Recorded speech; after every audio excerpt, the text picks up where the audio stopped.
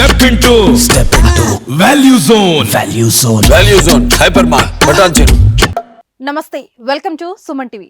తెలంగాణ ప్రభుత్వం కీలక నిర్ణయం తీసుకుంది. బీఆర్ఎస్ అధ్యక్షుడు మాజీ ముఖ్యమంత్రి కేసీఆర్ కు భద్రతను కుదించింది. తెలంగాణ రాష్ట్రానికి 10 ఏళ్లు సీఎంగా ఉన్న కేసీఆర్ కు ఇప్పటివరకు జెడ్ కేటగిరీ భద్రత ఉండేది. దానిని ప్రస్తుతం వై కేటగిరీగా కుదించారు. దీంతో మాజీ ముఖ్యమంత్రి కేసీఆర్ కు 4+4 గన్మెన్లతో పాటు ఎస్కార్ట్ వాహనం అందుబాటులో ఉండనుంది. అలాగే ఇంటి ముందు సెంట్రీ ఇవ్వాలని ప్రభుత్వం నిర్ణయం తీసుకుంది. సీఎంగా ఉన్న సమయంలో కేసీఆర్ కు జెడ్+ సెక్యూరిటీ కింద 24 గంటలు భద్రత ఉండేది. కనీసం 36 మంది భద్రతా సిబ్బంది షిఫ్టుల వారీగా సెక్యూరిటీగా ఉండేవారు. జెడ్+ సెక్యూరిటీలో భాగంగా పైలట్ ఎస్కార్ట్ కారు నిరంతరం అందుబాటులో ఉంటాయి.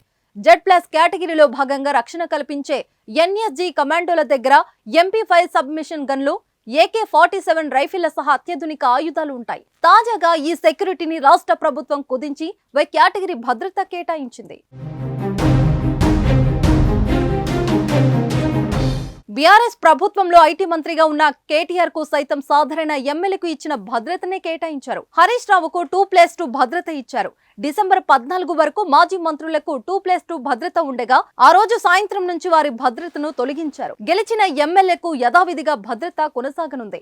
బీజేపీ నుంచి రాజాసింగ్, ఎంఐఎం నుంచి అక్బరుద్దీన్ ఓవైసీ కి భద్రతను కొనసాగిస్తారని సమాచారం.